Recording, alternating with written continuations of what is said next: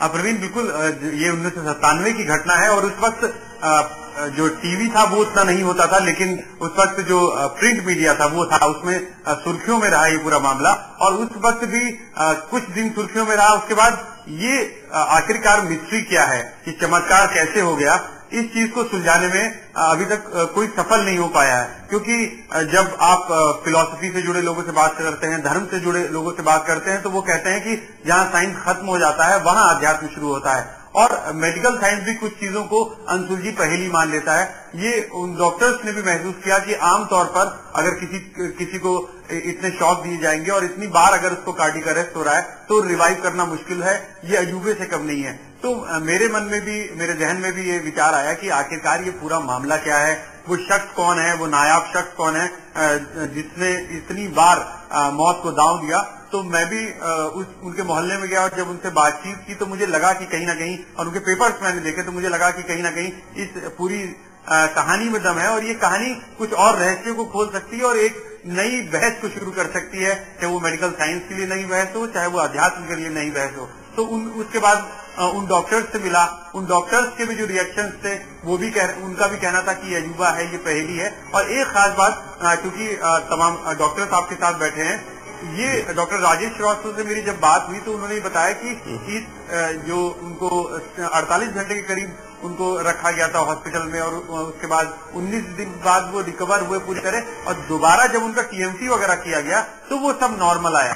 यानी कि जो व्यक्ति को एक रात के अंदर कई शॉक देने पड़े हों और जिस तरह डॉक्टर मिश्रा ने भी बताया कि उनकी पूरी चेस्ट जल गई थी, उसके बाद ऐसे व्यक्ति का रिवाइव होना बहुत मुश्किल होता है, लेकिन वो हुए और अब टीएमटी वगैरह सब नॉर्मल आ रहा है, हालांकि वो मेडिसिन ले रहे हैं। तो ये एक आश्चर्य की बात है कि टीएमटी नॉर्मल कैसे आ रहा है। तो ये हो सकता है कि आने वाले दिनों में साइंस इस पे और ज्यादा खोज करे, क्योंकि इसको शायद एक अमेरिकन वेबसाइट में भी डाला गया है और मैंने इसी दौरान एक किताब लाइफ आफ्टर लाइफ भी पढ़ी। तो जिस तरह के अनुभव नायाब ने हम लोग को बताए थे, तकरीबन उसी तरह के अनुभव जो है 150 लोगों ने उसी तरह के अनुभव बताए कि एक टनल थी, एक रोशनी देखी और वो अपने शरीर से बाहर कुछ चीज को महसूस कर रहे थे। तो अभी मेरे अंदर भी जिज्ञासा है और आपके साथ एक्सपर्ट बैठे हुए हैं और मुझे भी खुशी होगी कि मेरी जिज्ञासा शांत हो सके इन एक्सपर्ट के माध्यम से। पूरी कोशिश करेंगे कि यहाँ पर तमाम एक्सपर्ट, चाहे वो कार्डियोलॉजिस्ट हो, न्यूरोलॉजिस्ट हो, ज्योतिष शास्त्र के जानकार हो या पास्ट लाइफ रिग्रेशन थेरेपिस्ट हो,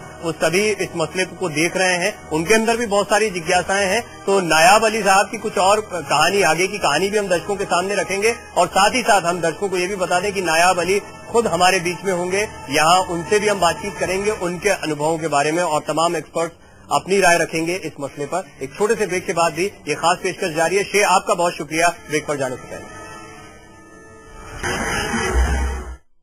जी हाँ, ये एक ऐसा मामला है जिसने सबको चौंका रखा है पूरी दुनिया में। इंटरनेशनल लेवल पर इस मामले को काफी पहचान भी मिली और लोगों में उत्सुकता भी बढ़ी इस मामले को लेकर। ये कुर्सी खाली है, घबराइए मत, इसको भी भरते हैं। नायाब अली, जिनकी पूरी कहानी हम सुना रहे हैं, वो मेरे साथ मौजूद हैं।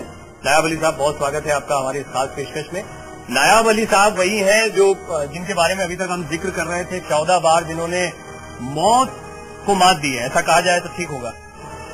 चलिए, आपके क्या अनुभव है वो हम आपसे जानेंगे। आइए नायाब अली साहब, बैठिए। और हमारे तमाम मेहमान हैं, अंशु रोहतगी जी हैं, न्यूरोलॉजिस्ट हैं, अंशुल जैन साहब हैं, कार्डियोलॉजिस्ट हैं, शीशम हैं जो कि पास्ट लाइफ रिग्रेशन थेरेपिस्ट हैं और ज्योतिष के जानकार हैं, पंडित चेतन शर्मा, वो भी हमारे साथ मौजूद हैं। तो नायाब अली साहब से उनकी जो अभी तक कहानी देखी है वो खुद यहाँ से जानेंगे, या आप लोग भी कुछ सवाल करना चाहेंगे वो भी हम रखेंगे। लेकिन नायाब अली की इस करिश्माई दास्तां की ये तो शुरुआत भर थी जो अभी तक हमने आपको बताया, क्योंकि नायाब ने मौत को हराने के बाद जो कुछ बयां किया उससे सबके होश उड़ गए और अब वो खुद यहाँ पर मौजूद है, इसलिए इस एस्पेक्ट को अब हम आपके सामने रख रहे हैं। ये कुछ ऐसा है जिस पर काफी बहस हुई, इसको नकारा भी गया, लोगों ने इसके बारे में बहुत सारी बातें बनाई। तो इस पर क्या सफाई है नायाब अली साहब की, वो वही बताएंगे। लेकिन उनके अनुभव क्या थे दूसरी दुनिया, यानी मौत के बाद में वो किसी दूसरी दुनिया में गए और वहां से वापस लौटे, इसका उनका अनुभव क्या था, ये भी हम आपको दिखाते हैं हमारी इस खास रिपोर्ट में।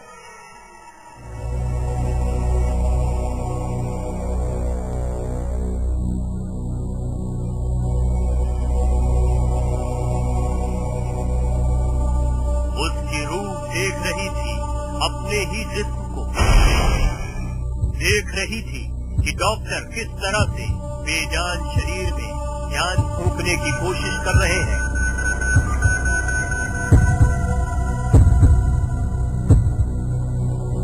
नायाब की माने तो ये सब नजारा उसने उस वक्त देखा जब जिंदगी नाक के रास्ते निकली और बोली परियों के साथ एक अनजान सफर की ओर। मुझे ये महसूस हुआ कि मुझे परियां मेरे सामने हैं मेरे रूम में, और उन्हीं के उसमें मैं वो रहा और वो मुझे ले गई। तो मैं जब बॉडी से निकला अपने, तो मैं नाक द्वारा निकला और अपने को बहुत रूह और हल्का सा महसूस कर रहा था। और इधर परियां लेके मुझे चली गई उस लोग जिसको लोग स्वर्गलोक कहते हैं।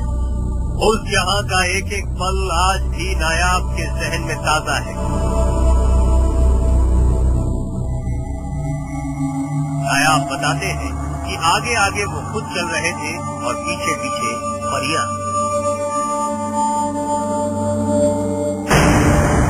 पहले तो उन्होंने सुरंगनुमा काला रास्ता तय किया और फिर पहुंच गए झरनों और खूबसूरत वादियों के बीच। उस लोक में तो मैं ऐसे ऐसे वादियों से गुजरा, झरनों से, पहाड़ी गुफाओं से गुजरा कि क्या बताएं। वो ऐसी मस्ती है कि मैं उसका वर्णन कैसे करूं। इस अनोखे सफर में नायाब अपने आप को रूई से भी ज्यादा हल्का महसूस कर रहे थे।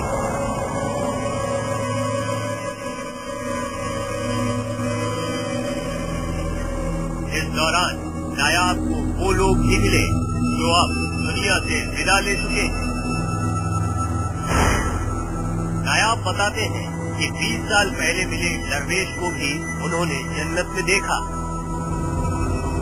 इस सफर की आखिरी मंजिल पर नायाब की मुलाकात एक ऐसी रोशनी से हुई जिसे वो ईश्वर करार देते हैं। जैसे जैसे वो नूर की तरफ बढ़ रहे थे, रोशनी और ज्यादा बड़ी होती गई। आखिर में लब हिलाए बिना दोनों ने एक दूसरे से रास्ता कायम किया। रोशनी टाइप से थी, जो व्यास गोल सी रोशनी थी। तो रहा था ना कि ये कौन सी लाइट है भाई। वो एक चमक थी और वो चमक जैसे जैसे मैं आगे बढ़ रहा था वैसे वैसे वो चमक बढ़ती जा रही थी, व्यास बढ़ता जा रहा था ऐसे गोला गोला। तो मैं तो वो आकर्षित हो रहा था ना उसको, वो मुझे घसीट रही थी जैसे मैग्नेट उसमें हो। और मैं वहाँ पहुँच गया और एक टाइम आया कि मेरे से वो वार्ता भी हुई, उन्होंने मुझे निर्देश भी दिया। आपस की बातचीत है, ऐसी ही होती है, लैंग्वेज यही होती है, लेकिन वो आवाज के साथ ही। नायाब की माने तो उस रोशनी ने हुक्म दिया कि उनका वक्त अभी नहीं आया है, उन्हें वापस जाना होगा। आवाज आ रही थी कि एक यहाँ पे आ गए, रहने दीजिए, परियों को वो कह रहे थे।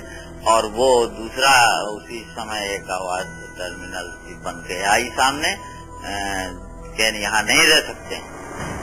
तो मैं थोड़ा चक्कर में आ गया, लेकिन बाद में फिर उन्होंने मुझे वापस जाने को कहा। इस आदेश के बाद नायाब दोबारा गहरी सुरंग के जरिए दुनिया में वापस आ गए। नायाब का इलाज करने वाले डॉक्टर्स का कहना है कि दुनिया में जो भी लोग इस तरह से मौत के मुंह से वापस आए, उन्होंने भी कुछ इसी तरह का अनुभव किया है, जिसे साइंस ड्रीमी स्टेट करार देता है। इस तरीके की फीलिंग और इस तरीके का जो ड्रीमी स्टेट होती है, वो वर्ल्ड में जहाँ जहाँ ऐसी घटनाएं हुई वहाँ पर लोगों ने इसको महसूस किया है। जिन लोगों को सडन कार्डिक अरेस्ट हुआ है, सडन कार्डिक डेथ जिसे कहते हैं, उन लोगों ने सबने इस तरीके से महसूस किया, जो सर्वाइव कर सके हैं ऐसे एपिसोड्स को। इस अनोखी सैर के न तो नायाब के पास वीडियो फुटेज है, न ही फोटोग्राफ, बस है तो यादों का, जिसको वो पिछले कई सालों से बयां कर रहे हैं। आमतौर पर तारीखी हकीकत के गवाह तस्वीर और वीडियो मिल जाते हैं, लेकिन नायाब का मामला अलग है, जिस पर साइंस सवाल और हाथ दोनों खड़े करते नजर आती है। विशेष शुक्ल, लाइव इंडिया, लखनऊ। जैसा हमने शुरुआत में कहा, ये कोई पहला मसला, पहला मौका, पहली कहानी नहीं है जो इस तरह के सवाल खड़े कर रही है। नायाब अली साहब जिनकी पूरी कहानी है वो तो हमारे साथ मौजूद ही हैं। शुरुआत डॉक्टर रवादगी आपसे, क्या ये आपके लिए चौंकाने वाला है ये कहानी, ये सब कुछ देखने के बाद पहला रिएक्शन आप? देखिए मैंने इस तरह के कई सारे, और जैसे उन्होंने बताया कि कई सारे और पेशेंट के ऐसे एक्सपीरियंसेस पड़े हैं जिनको नियर डेथ और sudden death you can say, क्योंकि एक्चुअली जैसे अगर हम देखें तो डेथ की जो डेफिनेशन है, सबसे पहले तो उसको डिफाइन करना पड़ेगा, ठीक है ना, क्योंकि इसमें बेसिकली कार्डिक डेथ हुई। वी डू नॉट, हमें ये नहीं पता कि उस समय ब्रेन की क्या एक्टिविटी थी, ब्रेन उस समय क्या हो रहा था, बिकॉज कार्डिक एक्टिविटी नहीं थी। तो इस तरह के एक्सपीरियंसेस जो लोग पहले भी इस तरीके से जिनकी डेथ हुई है और वापस वो आए हैं, उनके अंदर भी एक मेडिकल फिनोमेना है, आप ये कह सकते हैं। मैं इसको देखिए, मैं मिरेकल्स में विश्वास नहीं करता और ना मैं मानता हूँ कि ये कोई मिरेकल। आपकी राय डॉक्टर जैन? देखिए ऐसा है कि जो नयाब साहब का किस्सा है, इसे हम मेडिकल भाषा में एरिथमिक सॉन्ग कहते हैं। हमारे हार्ट की एक रिदम होती है जो कि एक मिनट में 60 बार या 80 बार बीट करता है। ये एक तरीके से चलता है जैसे घड़ी चलती है। जब ये रिदम बिगड़ जाती है तो इसे अरिथमिया कहते हैं। और इनकी जो मैंने रिपोर्ट्स देखी हैं उसमें वीटी, वेंट्रिकुलर टैकिकार्डिया का डायग्नोसिस लिखा गया है। ये एक वो समस्या है जिसमें हार्ट इतनी जबरदस्त ढंग से बीट करना शुरू करता है कि हार्ट एक्चुअली पंप ही नहीं कर पाता, ब्लड बाहर नहीं आता, और ऐसे में ना तो बीपी मिलता है ना पल्स मिलता है, और ये डेफिनेटली जानलेवा सिचुएशन होती है। इसको हम लोग दवाओं के माध्यम से या फिर शॉक देकर पेशेंट को वापस रिवर्ट करते हैं, और उस समय जिस समय ये हो रहा होता है उस समय कार्डियक मसाज किया जाता है, हम हार्ट को ऊपर से चलाते हैं। शीशा कई एक्सपीरियंसेस, जैसा नायाब साहब के एक्सपीरियंस हैं, वो जो एक टाइम होता है जिस वक्त कहते हैं कि डेथ हो गई और उसके बाद में प्राण वापस लौट कर आए, इस बीच कुछ देखते हैं। आप पास्ट लाइफ रिग्रेशन थेरेपी भी करती हैं, कितना आप इस चीज में भरोसा करती हैं कि हमारे शरीर से कुछ निकलता होगा जो कहीं जाता? जी बिल्कुल ऐसा है, इसको हम नियर डेथ एक्सपीरियंस कहते हैं, एनडीए के नाम से जाना जाता है। जो इनका एक्सपीरियंस है वो काफी हद तक बहुत लोगों के एक्सपीरियंस से मिलता है।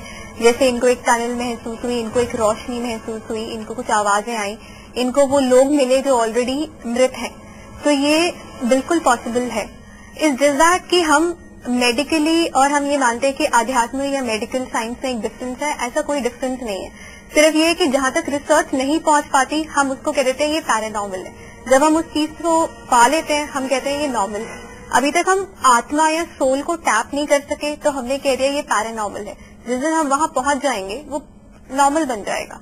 ऑरा को भी हम कहते थे कि पहले ये पैरानॉर्मल है, जिस दिन से किर्लियन कैमरा 1939 में डिस्कवर हो गया वो नॉर्मल बन गया। डॉक्टर साहब ने जो शुरुआत में कहा कि चमत्कारों में भरोसा नहीं करते, वो पैरानॉर्मल वही चमत्कार है, क्योंकि अभी हमें साइंटिफिक उसके कुछ आधार नहीं मिले, इसलिए वो हमारे लिए चमत्कार है, आप ये कहना चाह रहे हैं? बिल्कुल, अगर 100 साल बाद कुछ ऐसा कैमरा डिस्कवर हो जाता है जहां आप सोल को भी जाते हुए देखने लग जाएंगे, आप बिल्कुल मानने लग जाएंगे कि ये नॉर्मल है। मैं एक चीज सुनना चाहता हूँ कि जैसे इन्होंने बताया कि वहाँ ये गए और इनको जो भी बात हुई हिंदी में हुई, ठीक है ना। दुनिया भर में ऐसे मिलियन बहुत सारे लोगों के जो हुआ fear the near death experience, तो ऐसा ही क्यों होता है कि उनकी लैंग्वेज में ही बात होती है? Does God know every language? That's I want to know from you. It's not the question of कि भगवान को हर लैंग्वेज पता है या इनको।